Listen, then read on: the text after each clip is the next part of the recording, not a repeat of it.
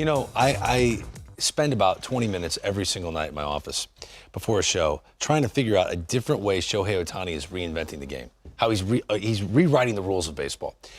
I don't think people understand. I know he didn't start tonight's game, and he's got an ERA over 3 right now because his last 4 starts haven't been as dominant. But he is on pace to make history, and it's history that you're a part of.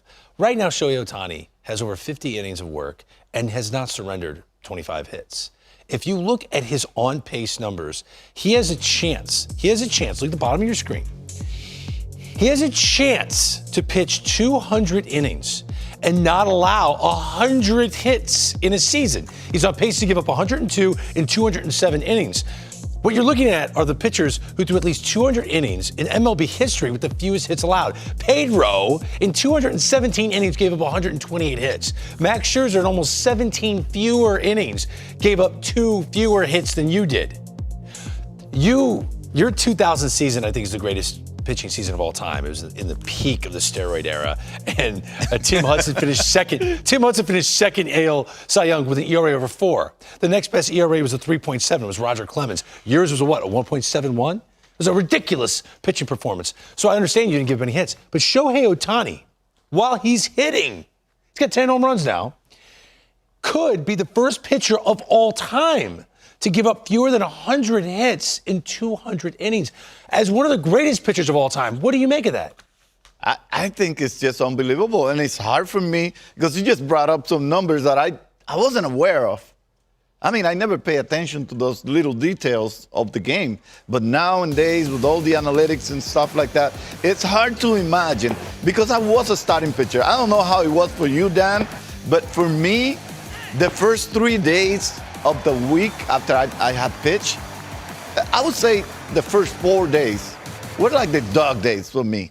The easiest day for me was the day I pitched because all I had to do was just go out there, warm myself up, stretch my arms, stretch my legs, and get out there and pitch for 9 innings. And I didn't feel as fatigued as I would feel the day after I pitched.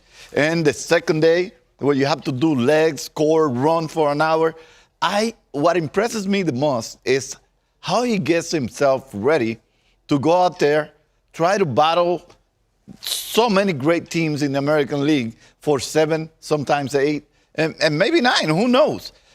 And at the same time, train himself to run the bases, to be on his feet every day. We just saw in the highlight how he bit that play. I mean, the pitcher had no chance to outrun Shohei Ohtani, and that's on a daily basis. And then you have to swing the bat, run the bases, do all those things.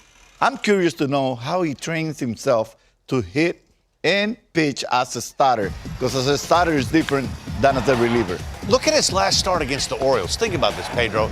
You're out there pitching. You're going to throw nearly 100 pitches.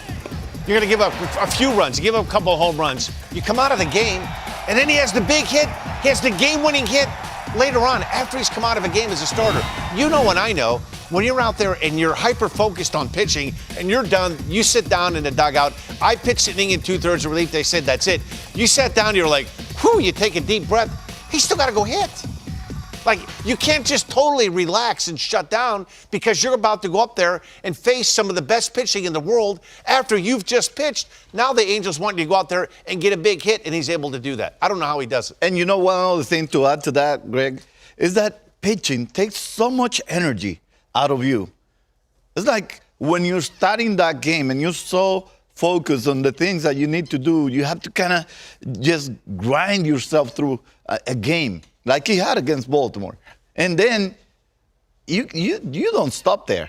All the energy you wasted making those perfect pitches and trying to get by in that game.